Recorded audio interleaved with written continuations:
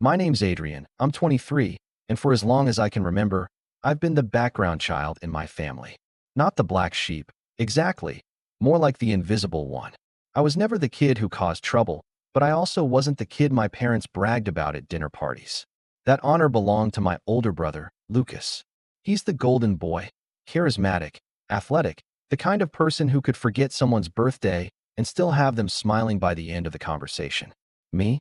I was the quiet one with my head buried in books, aiming for achievements that didn't photograph well for Facebook.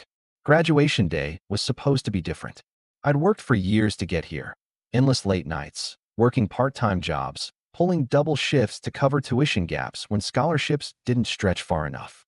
I'd imagined that moment for years. The stage lights, my name being called, my family in the crowd cheering loud enough for me to hear them over the clapping.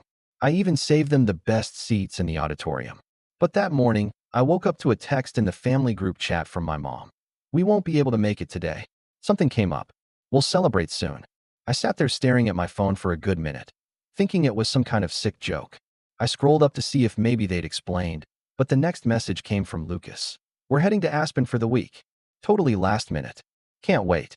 Mom chimed in a minute later with a string of skiing emojis. No apology. No acknowledgement that my graduation, my college graduation, the first in our family, was happening in less than 4 hours. I didn't reply. I couldn't. My throat felt tight, and the walls of my apartment suddenly felt smaller. Part of me wanted to believe it was a misunderstanding. Maybe they thought my ceremony was later in the week? But no, they knew the date. I'd been talking about it for months. I'd sent them the formal invitation from the university and even a reminder last week. They just chose something else. Chose him. When I got to campus, I tried to push it down and focus on the moment. Friends and classmates were there with their families, taking photos, holding flowers, laughing in clusters on the lawn. I smiled when people congratulated me, but the pit in my stomach kept growing.